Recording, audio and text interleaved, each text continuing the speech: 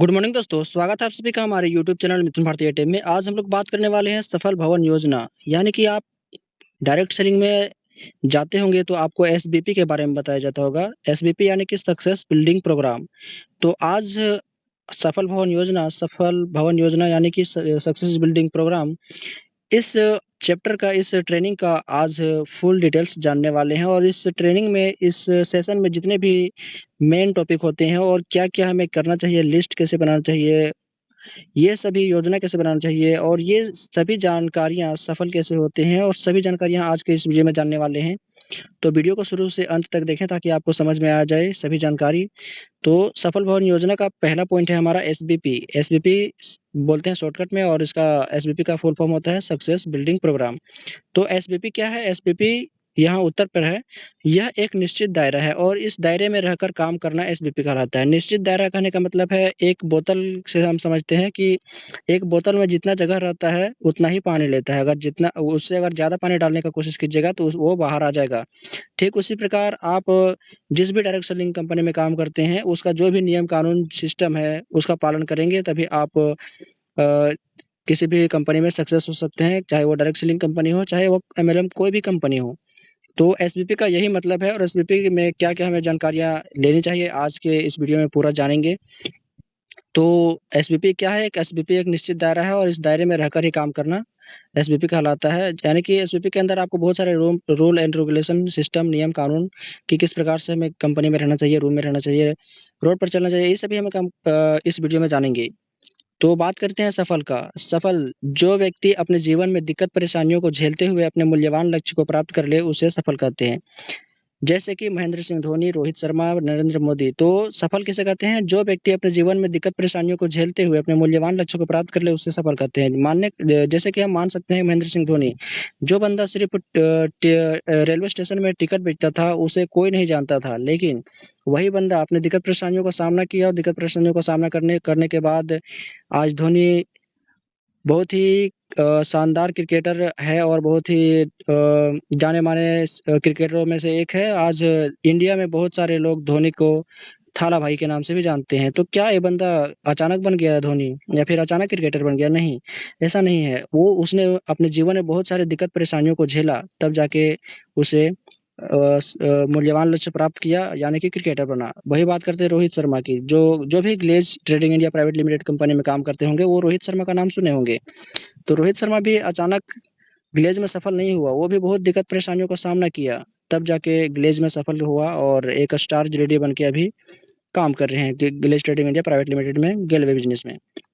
वही बात करें नरेंद्र मोदी की। नरेंद्र मोदी अचानक देश के प्रधानमंत्री नहीं बने। वो शुरू-शुरू में बता रहे थे कि वो चाय बेचते थे, तो चाय बेचते-बेचते धीरे-धीरे बहुत सारे मतलब कि मुखिया का चुनाव लड़े, मुख्यमंत्री का चुनाव लड़े, तो बाद में जाके वो प्रधानमंत्री बने। यानी कि बहुत दिक्कत परेशानियों को झेलते हुए अपने मूल्यवान लक्ष्य प्राप्त किए, यानी कि प्रधानमंत्री बने। तो ये सफल व्यक्ति होता है। उसी प्रकार आप जिस भी डायरेक्ट सेलिंग कंपनी में गए हो काम करने के लिए, वहाँ पर आपको दिक्कत परेशानी बहुत होगी। खाने में दिक्कत होगी, रहने में दिक्कत होगी। तो ये सभी दिक्कत परेशानियों को झेलेंगे तो आप सफल बन सकेंगे। तो सफल बनने के लिए आपको दिक्कत परेशानियों को झेलना ही पड़ेगा। कम खाना खाना पड़ेगा और जैसे आपका अपलाइन बोलेगा वैसा ही करना पड़ेगा। सफल का तोड़ क्या होता है? सही फैसला, सा से सही, फा से फैसला, ला से लक्ष्य। यानी कि सही फैसला और लक्ष्य के साथ आपको काम करना होगा, तब जाके आपको सफलता मिलेगी। सही हमारा क्या रहेगा? जो भी काम कर रहे हैं आप जिस भी डायरेक्ट सेलिंग कंपनी में, वहाँ पर आपको सही फैसला लेना होगा कि काम करना है और अपने अप्लायंस के द्वारा जो भी बताया जाता है वही करना है। तब जाकर आपको लक्ष्य की प्राप्ति होगी। वहीं बात करते हैं भवन की। भवन किसे कहते हैं? पृथ्वी के समतल भू-धरातल पर बना एक ऐसा इमारत जो 4 पिलरों पर खड़ा हो, तो जिसमें ट्रिपल एमएमएम का प्रयोग हुआ हो, जैसे मनी माइंड मटेरियल, तथा 2 या 2 से अधिक व्यक्ति उसमें अपना जीवन यापन करते हैं, उसे भवन कहते हैं। तो ये भवन कहने का मतलब यही है कि पृथ्वी की समतल भरत, यानी कि जो बराबर धरती रहता है, उस पर एक बना एक ऐसा इमारत जो 4 पिलर पर खड़ा होता है। जो भवन होता है वो 4 पिलर पर खड़ा होता है, जिसमें ट्रिपल एमएम का मतलब कहने का मतलब है मनी, माइंड, मटेरियल। यानी कि मनी पैसा भी लगता है, दिमाग भी लगता है, माइंड कहने का मतलब है, मटेरियल कहने का मतलब है जो भी हमारा सामान होता है वो लगता है। और 2 या 2 से अधिक व्यक्ति अपने जीवन को यापन करते हैं उस भवन में, उसी को बोलते हैं, उस घर में, उसी को बोलते हैं भवन। और भवन कहने का मतलब यहाँ पर ये है कि हम जो भी काम करने वाले हैं, चाहे वो जो भी डायरेक्ट सेलिंग कंपनी में, एक ऐसे भवन का निर्माण कर रहे हैं, एक ऐसे कंपनी का निर्माण कर रहे हैं, आप एक ऐसे बिजनेस के स्टार्टर कर रहे हैं जो आपको सदियों तक काम देगा। तो भवन का उदाहरण इसलिए लिया गया है यहाँ पे कि जिस प्रकार से हम भवन बनाते हैं और कई सालों तक वो हमारा चलता रहता है, उसी प्रकार से अगर हम इस बिज़नेस में कोई भी डायरेक्ट सेलिंग कंपनी में काम करने गए हों, चाहे वो गेलवे हो, सेफ हो, वेस्टीज हो, वैसे बहुत सारे डायरेक्ट सेलिंग कंपनियाँ हैं। तो भवन की तरह आप जिस भी कंपनी में काम करेंगे, वो आपको बहुत दिन तक फ़ायदा करेगा। और भवन का तोड़ है यहाँ पे भा से भविष्य और वा से विश्वास और ना से निर्माण। यानी कि भवन जो बनाएँगे, यानी जो भी आप डायरेक्ट सेलिंग में काम करेंगे, वो भविष्य के लिए करेंगे, विश्वास के साथ करेंगे और निर्माण करेंगे तो अपने जीवन यापन करने के लिए। अब यहाँ पर देख लेते हैं भवन के 4 पिलरों के नाम। भवन का भी 4 पिलर होता है और उन सभी चारों पिलरों का नाम देखते हैं यहाँ पे। अगर आपसे पूछा जाता होगा तो आप बताते होंगे कि लेफ्ट, राइट या फिर जो भी आपको समझ में आए वो बताते होंगे कि भवन के ये ही 4 पिलर होते हैं। लेकिन आज के वीडियो में हम पूरा जानेंगे कि भवन के भी 4 पिलर होते हैं और 4 पिलरों का फुल डिस्कशन करने वाले हैं यहाँ पे। तो भवन के 4 पिलर है, पहला है शिक्षा यानी एजुकेशन, दूसरा है नियम एवं शर्तें रूल एंड रेगुलेशन और तीसरा है सूची, चौथा है कार्य। यानी कि भवन को बनाने के लिए आपको शिक्षा चाहिए, नियम और शर्तें क्या कैसे-कैसे करना चाहिए वो भी चाहिए, लिस्ट चाहिए कि क्या-क्या लगेगा, कार्य यानी कि वर्कर चाहिए। तो भवन के 4 पिलर में से हम पहले एजुकेशन के ऊपर बात करेंगे, शिक्षा के ऊपर कि हमें क्या जानकारी लेनी चाहिए और किस प्रकार से हमें भवन के निर्माण कर सकते हैं या फिर अपने बिज़नेस को शुरुआत करके आगे बढ़ सकते हैं। तो पहले बात करते हैं शिक्षा की। तो शिक्षा ज्ञान प्राप्त करने की वह प्रणाली है जो हमारे आंतरिक गुणों को आदान-प्रदान करने का कार्य करती है। यानी कि शिक्षा कहने का मतलब है आप बहुत सारे स्कूल कॉलेज में काम तो नहीं पर शिक्षा ग्रहण करते होंगे, पढ़ाई करते होंगे, तो आपको शिक्षा के बारे में ज़्यादा जानकारी नहीं होगी। ज़्यादा जानकारी होगी भी लेकिन आपसे पूछा जाता होगा कि शिक्षा किसे कहते हैं? तो आप बता नहीं पाएँगे। तो ऐसे में आपको अ, क सभी डायरेक्ट सेलिंग कंपनियों में बताया जाता होगा कि शिक्षा का डेफिनेशन कि शिक्षा ज्ञान प्राप्त करने की वह प्रणाली है जो हमारे आंतरिक गुणों को आदान-प्रदान करने का काम करती है। और शिक्षा की बात करें तो शिक्षा 2 प्रकार का होता है, औपचारिक शिक्षा होता है, अनौपचारिक शिक्षा का होता है। औपचारिक शिक्षा किसे कहते हैं? औपचारिक शिक्षा वह शिक्षा जो हमें स्कूल और कॉलेज के द्वारा प्राप्त होता है, उसे औपचारिक शिक्षा कहते हैं। जैसे कि हमें मास्टर द्वारा जो भी बताया जाता है कि बड़े से कैसे बात करना चाहिए, बड़े को आप लगाकर बात करनी चाहिए, छोटे को तुम लगाकर बात करनी चाहिए। किस प्रकार से हमें एक पारंपरिक तरीकों से रहने-सहने का जो तरीका बताती है, वो बताती है हमें औपचारिक शिक्षा के माध्यम से और औपचारिक शिक्षा वह शिक्षा होती है जो हमें स्कूल कॉलेज के द्वारा प्राप्त होती है। वहीं बात करें अनौपचारिक शिक्षा की, तो अनौपचारिक शिक्षा वह शिक्षा जो हमें गाँव समाज के द्वारा प्राप्त होता है, उसे अनौपचारिक शिक्षा कहते हैं। जैसे कि बड़े-छोटे का कोई लाज-लिहाज़ नहीं करना, जैसे कि गाली देकर बात करना, ऐसे-वैसे मतलब ऐसे व्यक्ति को, ऐसे शिक्षा को बोलते हैं अनौपचारिक शिक्षा। और शिक्षा 3 तरह से लिया जाता है। शिक्षा जो होता है 3 तरह से लिया जाता है। पहला है प्राथमिक शिक्षा 1 से 5 क्लास तक जो शिक्षा होता है वो कहलाता है हमारा प्राथमिक शिक्षा और माध्यमिक शिक्षा यानी कि 5 से 8 क्लास तक की। 5वाँ क्लास से 8 क्लास तक आप पढ़ाई करते हैं तो वो हमारा हो गया माध्यमिक शिक्षा। उच्च स्तरीय शिक्षा की बात करें तो 8 क्लास से जितने भी आगे के क्लास होते हैं वो सभी होता है हमारा उच्च स्तरीय की शिक्षा। आगे हम बढ़ते हैं। अब ग्लेज़ में 11 ट्रेनिंग क्लास है और इन ट्रेनिंग क्लास का जो जो ले लेगा वह किसी को भी पछाड़ सकता है। ग्लेज़ के ही नहीं बल्कि आप किसी भी डायरेक्ट सेलिंग कंपनी में काम करने के लिए जाएँगे तो वहाँ पर आपको 11 ट्रेनिंग क्लास ही बताया जाता होगा और बताया जाएगा भी।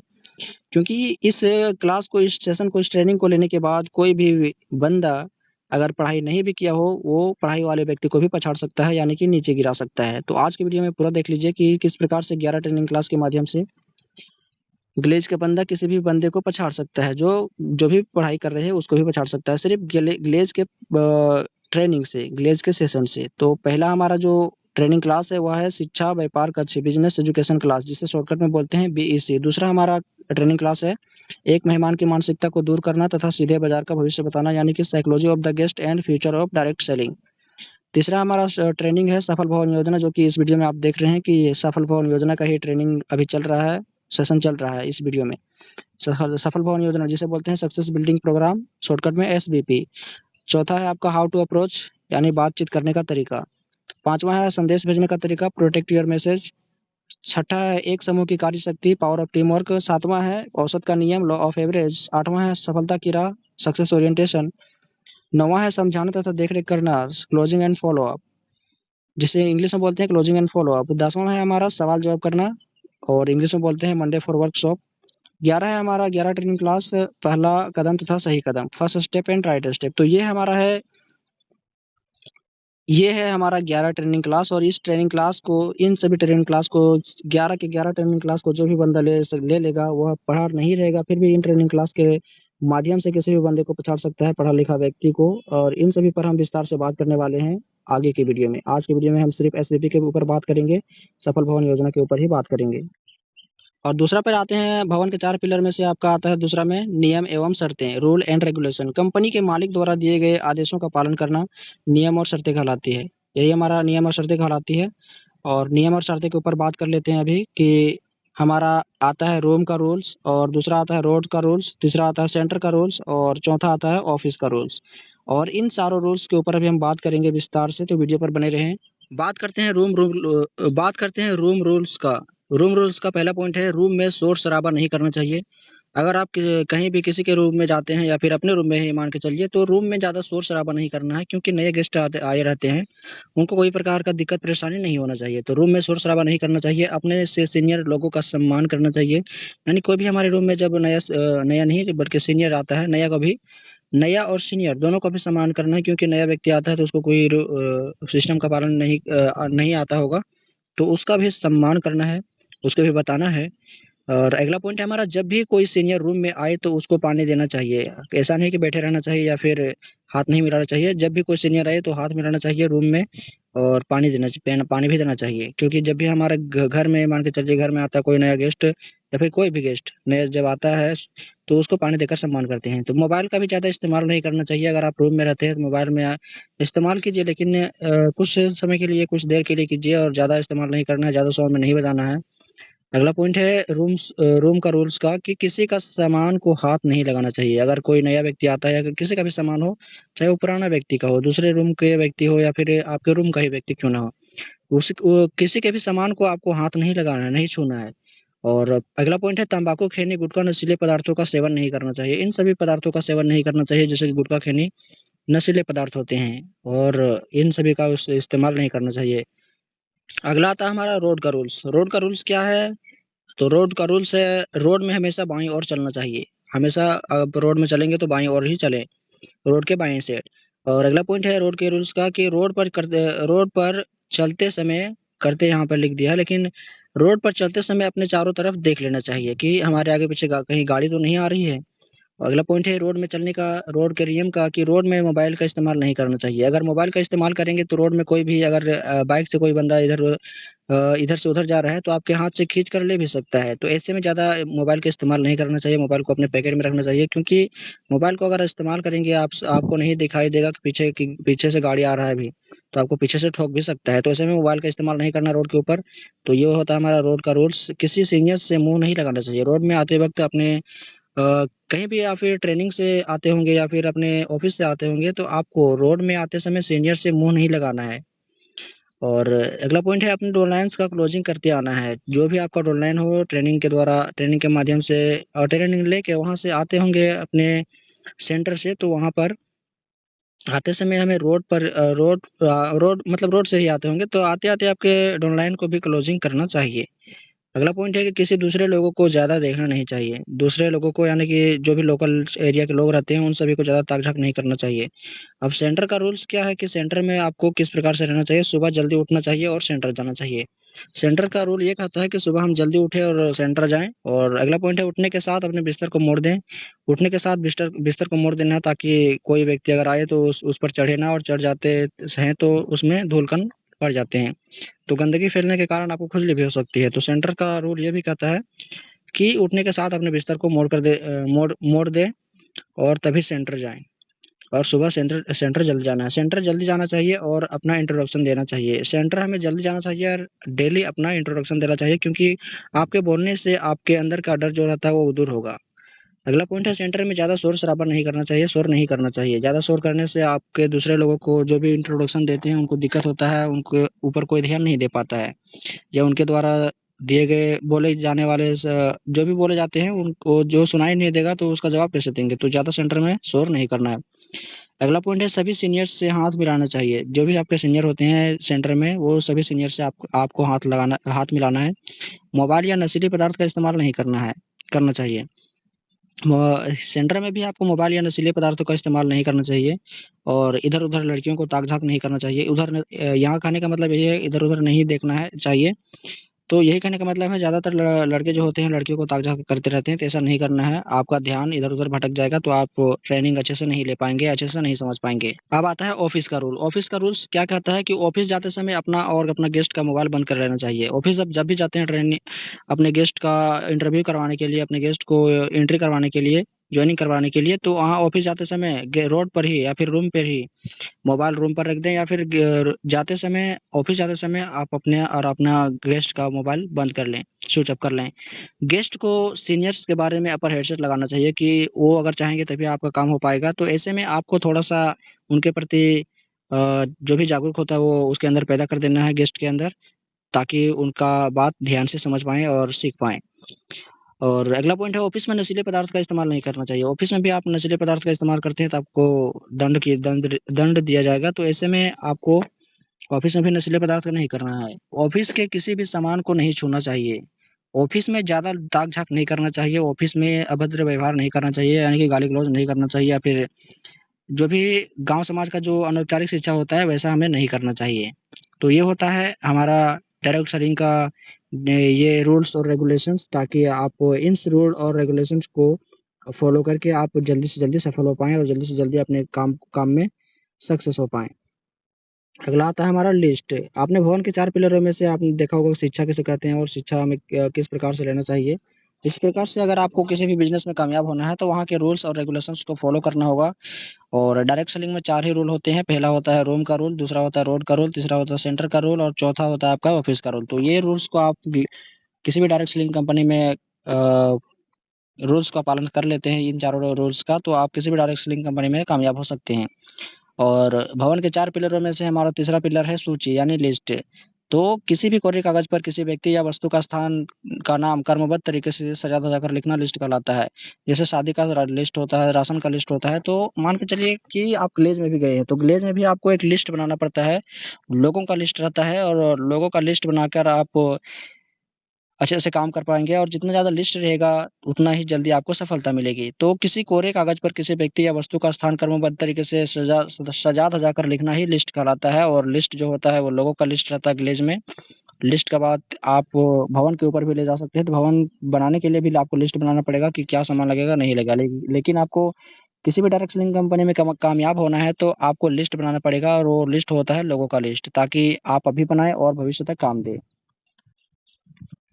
और बात करते हैं लिस्ट को 4 भागों में तोड़ा गया है। पहला होता है गरम बाज़ार हॉट मार्केट, दूसरा होता है लचीला बाज़ार वार्म मार्केट और तीसरा होता है ठंडा बाज़ार कोल्ड मार्केट और साफ-सुथरा बाज़ार यानी कि फ्रेश मार्केट। तो ये हमारे 4 मार्केट होते हैं लिस्ट के 4 लिस्ट को 4 भागों में तोड़ा गया है। हॉट मार्केट यानी कि जो व्यक्ति हमारे ऊपर हॉट मार्केट कहने का मतलब है जो व्यक्ति हमारे ऊपर 100% विश्वास करता है, वैसे व्यक्ति को आप हॉट मार्केट बोलेंगे, हम हॉट मार्केट बोलेंगे और वार्म मार्केट लचीला बाज़ार जो व्यक्ति हमारे ऊपर 50% विश्वास करता है, आधा विश्वास करता है, उसे बोलते हैं वो वार्म मार्केट और कोल्ड मार्केट जो व्यक्ति हमारे ऊपर 25% विश्वास करता है, उसे बोलते हैं कोल्ड मार्केट और वही फ्रेश मार्केट की बात करें तो 0% और 100% के बीच में, यानी कि जो व्यक्ति हमारे ऊपर ना के बराबर, हाँ के बराबर, यानी कि जो व्यक्ति हमारे ऊपर का विश्वास कर भी सकता है, नहीं भी कर सकता है, यानी कि दुविधा में डालता है, वैसे व्यक्ति को हम बोलते हैं साफ-सुथरा बाज़ार, फ्रेश मार्केट। तो हम लिस्ट भी बनाएँगे तो हॉट मार्केट से, वार्म मार्केट से, कोल्ड मार्केट से और फ्रेश मार्केट से बनाएँगे। तो ऐसे लोग जो आपके ऊपर पूरा विश्वास करते हैं, उनका हॉट मार्केट में आ जाएँगे वो सब और वैसे व्यक्ति जो आपके ऊपर आधा विश्वास करते हैं, वो वार्म मार्केट में आएँगे और वैसे व्यक्ति आपके ऊपर जो बहुत कम विश्वास करते हैं, वो कोल्ड मार्केट में आएँगे और वही व्यक्ति हमारे ऊपर नहीं विश्वास करते हैं, वैसे व्यक्ति को हम फ्रेश मार्केट बोलेंगे। अब बात कर लेते हैं भवन के 4 पिलरों में से एक लास्ट पिलर कार्य के बारे में कि कार्य किसे कहते हैं? किसी वस्तु को एक स्थान से दूसरे स्थान तक ले जाने में जो हमारी शारीरिक एवं मानसिक ऊर्जा खपत होती है, उसे कार्य कहते हैं। जैसे कुर्सी को एक जगह से दूसरी जगह ले गए तो हमारा शारीरिक शरीर का भी इस्तेमाल हुआ और मानसिक यानी कि दिमाग का भी इस्तेमाल हुआ, तो इसी को बोलते हैं कार्य। और किसी भी वस्तु को एक स्थान से दूसरे स्थान तक ले जाने में जो हमारी शारीरिक और मानसिक ऊर्जा खत्म होती है, उसे बोलते हैं कार्य। तो कार्य कितने प्रकार के होते हैं? 2 प्रकार के होते हैं। पहला होता है प्रोफेशनल कार्य, दूसरा होता है नॉन प्रोफेशनल कार्य।